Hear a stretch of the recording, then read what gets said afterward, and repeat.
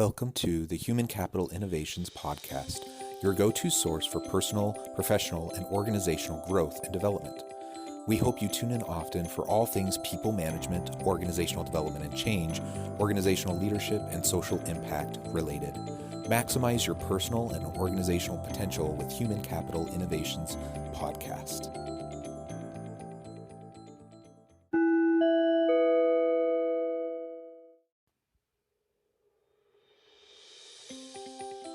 Welcome to the Human Capital Innovations Podcast.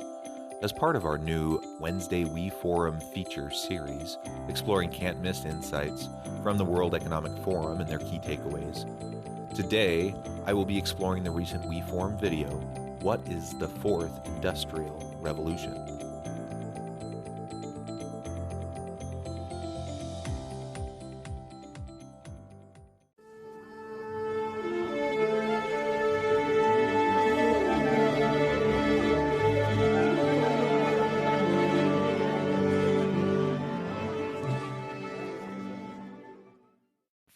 Welcome back to the Human Capital Innovations Podcast. It's great to be with you again today for this Wednesday We Forum feature episode. Today I'll be exploring the recent We Forum video, What is the Fourth Industrial Revolution? Ubiquitous mobile supercomputing, artificial intelligent robots, self-driving cars, neuro-technological brain enhancements, genetic editing. The evidence of dramatic change is all around us, and it's happening at exponential speed. Previous industrial revolutions liberated humankind from animal power, made mass production possible, and brought digital capabilities to billions of people. This fourth industrial revolution is, however, fundamentally different. It is characterized by a range of new technologies that are fusing the physical, digital, and biological worlds, impacting all disciplines, economies, and industries, and even challenging ideas about what it means to be human. Thanks for joining me, and I'll catch you on the flip side of this first clip.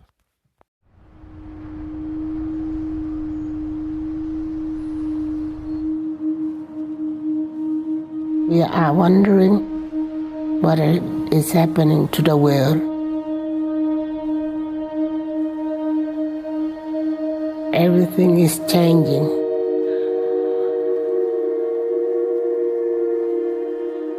The very idea of human being some sort of natural concept is really going to change. Our bodies will be so high-tech we won't be able to really distinguish between what's natural and what's artificial. Inside our own heads is the most complex arrangement of matter in the known universe. You might ask yourself, can we get to be superhumans?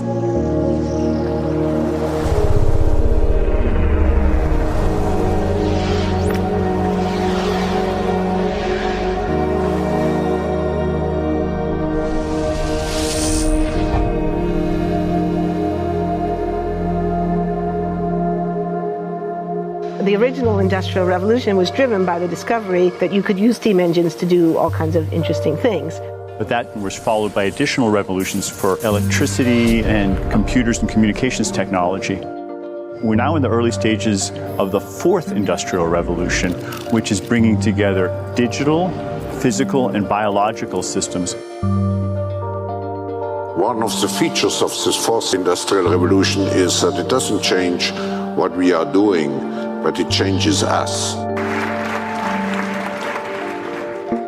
With the ability to visualize brain activity, for example, through a simple consumer-based EEG device, it gives us access to ourselves in ways that we've never before thought possible. It unlocks the black box that is the brain and enables us to really, truly be able to realize an identity that is aspirational. There's now a scientific foundation for the effects of mindfulness on the brain, on the genome, on biological aging. And when the human mind does know itself, then you get the potential for a new renaissance that restructures itself in terms of our relationship to life, our relationship to the planet, our relationship to work. We need a different economic model. And by that I don't mean capitalism versus communism. What I'm talking about is a shift in the system along the lines of the two big changes that happened in the 20th century, Keynesianism, with a much greater focus on health and education and the role of government working with business, and then a reaction against that in late century to neoliberalism, where the focus was on free markets, freedom of the individual, and getting governments out of the way. We need a shift to a new system that will allow us to meet the basic needs of every human on the planet, that will live within planetary means, that will be fairer, and that will be focused as its key goal not on growth per se, but on maximizing human well-being. And history tells us that a values shift is triggered by creation of a new story about how we want to live. There's no doubt about it. Shifts continue to happen. We've been seeing it for the last couple of decades, that we have been moving headlong into this fourth industrial revolution. Just as the previous industrial revolutions transformed not only industry and work, but also society as a whole, the fourth industrial revolution is really going to upend most of what we think about and understand about how we interact with each other and as communities and as workplaces and organizations.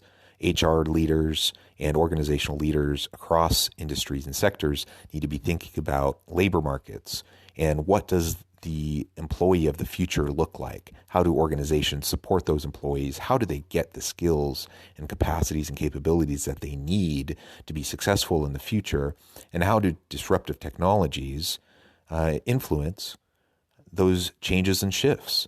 So we see exponentially increasing computing power, decreasing cost of memory and storage, which just leads to these continual technological advancements that aren't going to be slowing down anytime soon.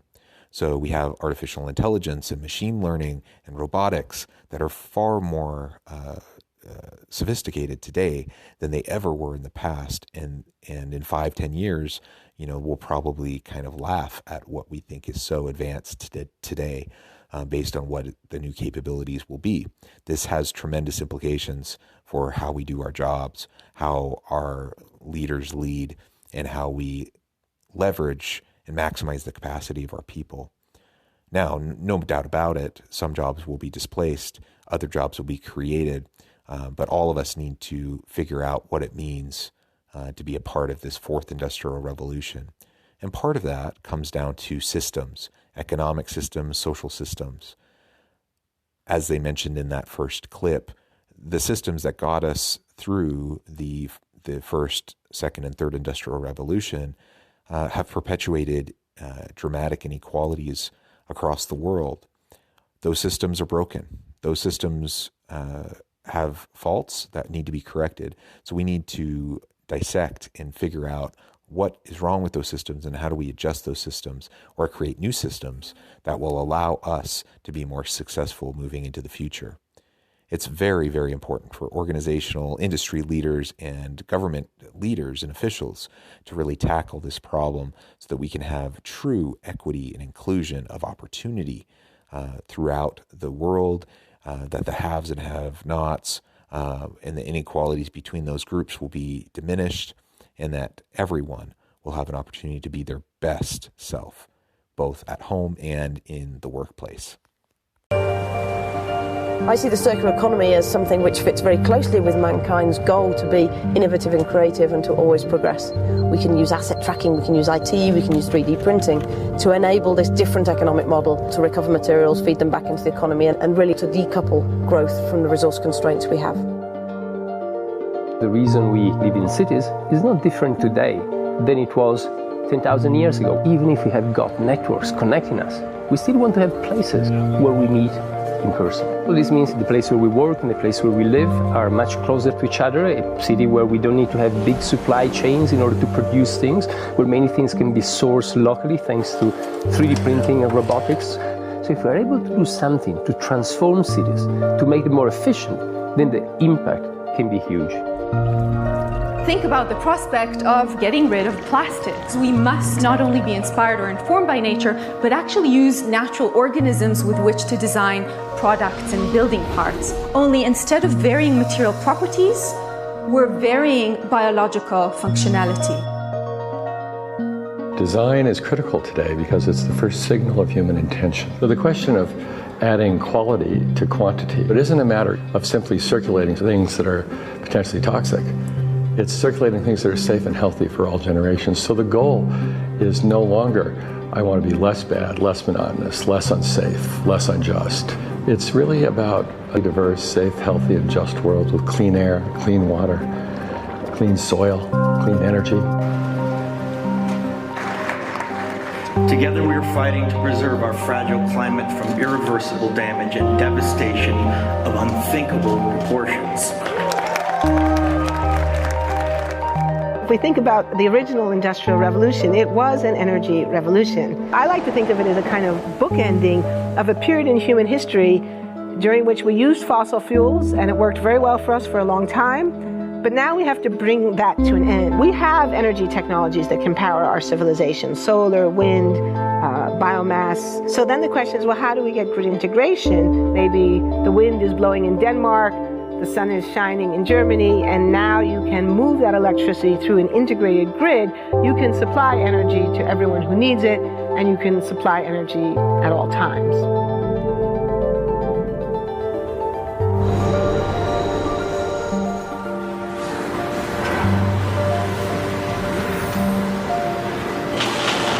Walking around, you do see different stuff as far as like the body marriage line.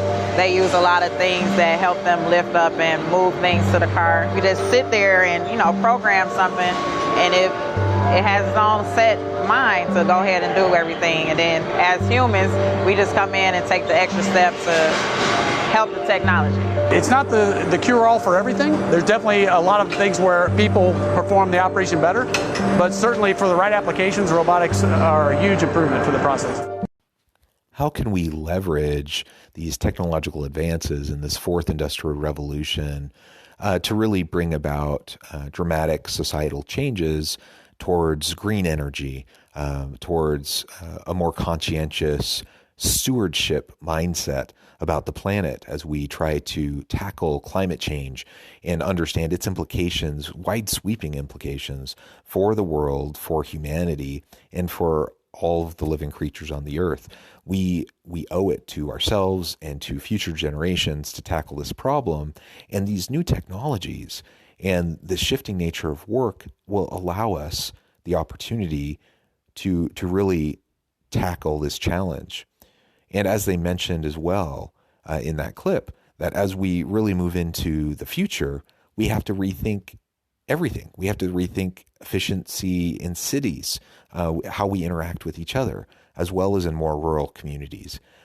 What does that mean when we have things like 3D printing and locally sourced products and materials due to those types of technologies? We have robotics, we have machine learning and artificial intelligence to tackle some of those more mundane jobs and tasks that need to be performed for societies to function, and will free up labor to focus more on what is innately more human, the creativity, the innovation, the decision-making, the ethical framing, all of these elements that are so very important for each and every one of us. We have the opportunity to tackle the climate crisis. We have the opportunity to reshape and reform cities and systems and communities to be more effective, more efficient, more mindful, and really lead into our stewardship as individuals on this planet.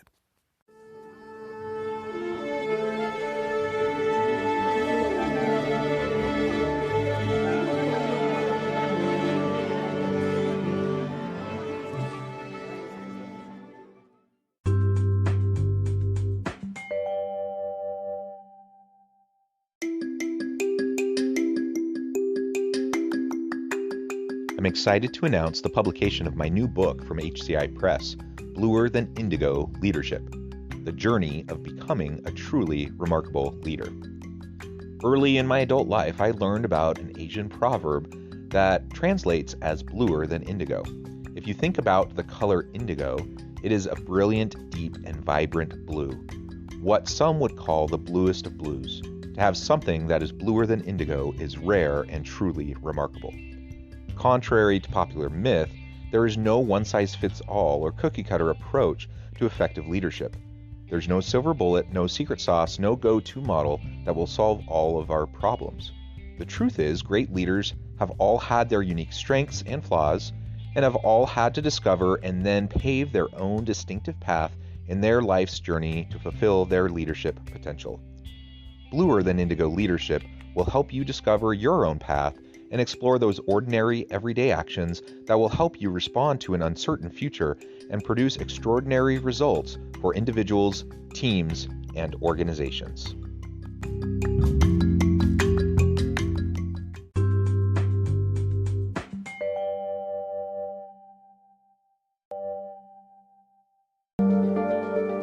The projection of 5 million jobs lost by 2020 to technology is serious, but it's not the main question. Construction, manufacturing, services, public health and education, these industries will still exist. The main question is, what will be the future of work? How will we define work? How will we share the wealth? From the viewpoint of the labor or jobs, now we really need new education or new training.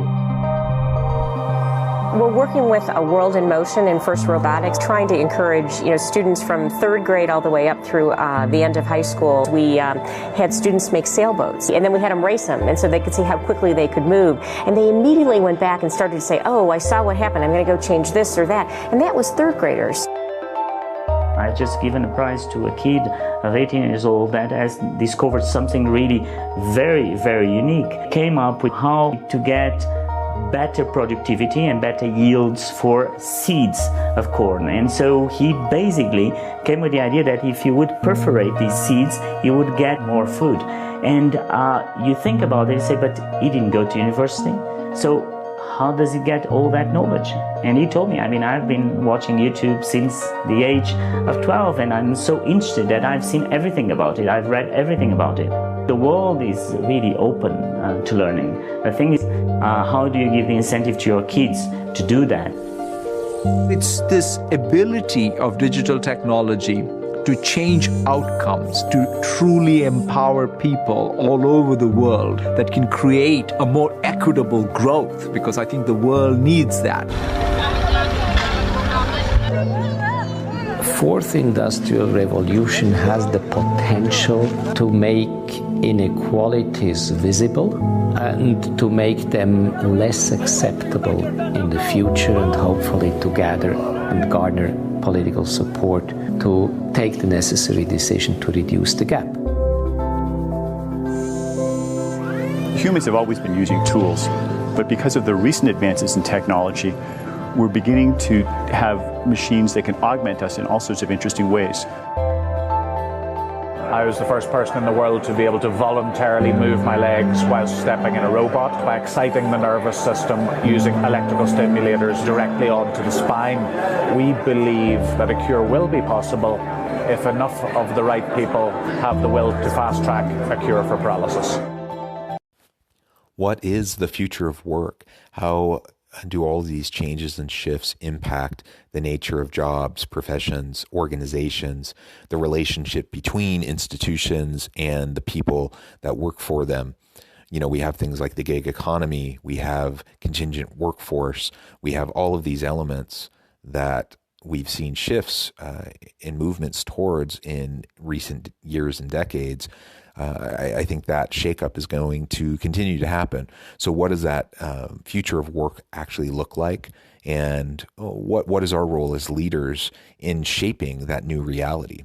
And as they also mentioned, and as I mentioned in the previous clip and commentary, what does it look like to have more equitable changes within our society as it relates to the workplace? We know that there will be disruption. There will be jobs displaced, jobs that happen today that won't exist in 5, 10 years from now, let alone 20, 30, 40, 50 years from now. But there will be so many new jobs created, and many industries simply won't, they're not going to go away, but they'll be shifted and adjusted. And so certain aspects of those jobs will go away and new aspects of those jobs will emerge. So how do we prepare ourselves for that? And how do we make sure that these shifts are equitable and that we have a win-win kind of a mindset to share opportunity for everyone throughout our societies, throughout our communities, and throughout our organizations.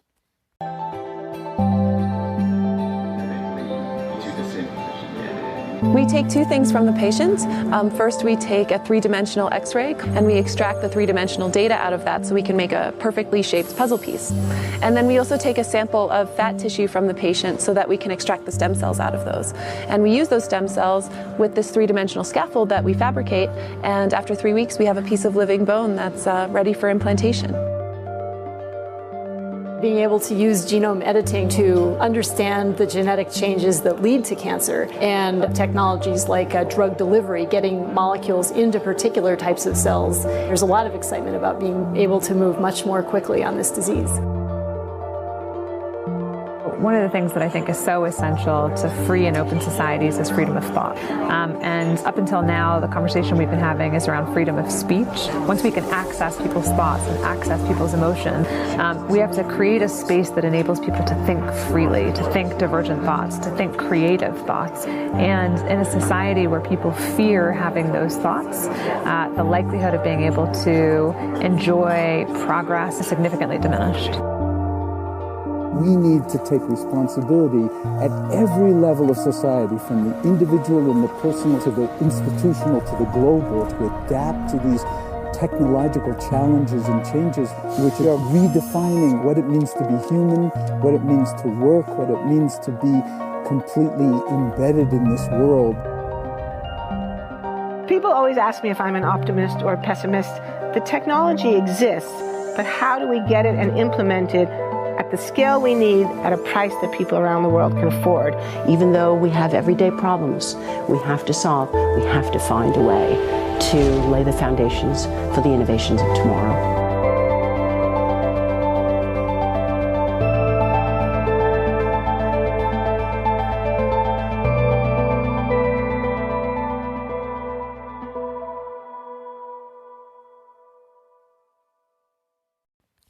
I hope you get the sense of not only the challenges that we're going to be facing as we continue moving forward into this fourth industrial revolution, certainly challenges that we face as societies, as leaders, but there is such tremendous opportunity. I hope you get a sense for that. I hope you get a feeling for that as you listen to these clips, that there's so much systemic inequity, so much systemic racism, so much systemic inequality throughout the world. And these new disruptive technologies provide us with opportunities to address those systemic problems. It allows us the opportunity to reshape our communities and our societies, our workplaces, our organizations. If we're thoughtful and creative and we're willing to kind of think outside the box and not be stuck and limited to the way things have been framed and structured and organized in the past, if we can do that, then I think the sky is the limit in terms of what we can accomplish and what we can do for each other and for this planet.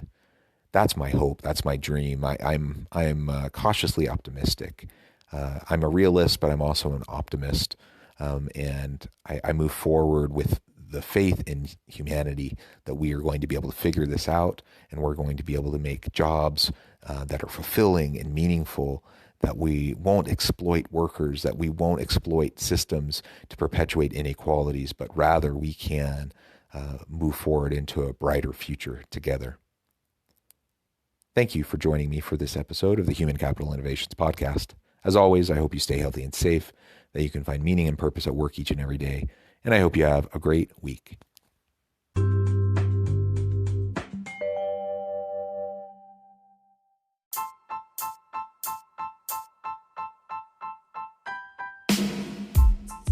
The alchemy of truly remarkable leadership.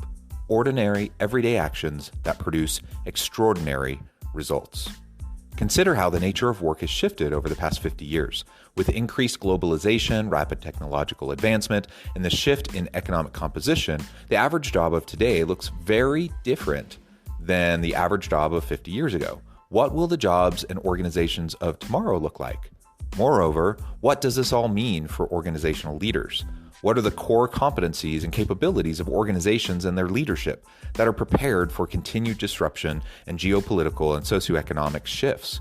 Regardless of what the future holds, increasingly, leaders need to be socially minded, data-driven, decisive, champions of talent, and disruptors of the traditional notions of leadership, teams, organizations, and work. The alchemy of truly remarkable leadership will help you to explore your own leadership competencies and capabilities and consider ways to apply and implement them into your workplace and personal life.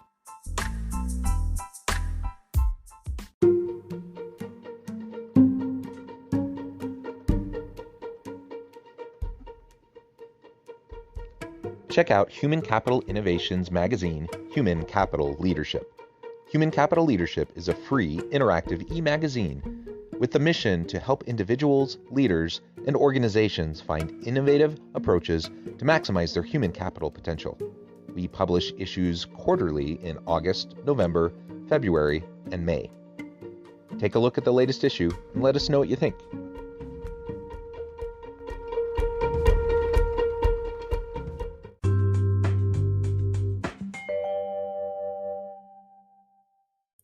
Thanks again for joining us for this episode of the Human Capital Innovations Podcast. I hope you stay healthy and safe and that you have a great week.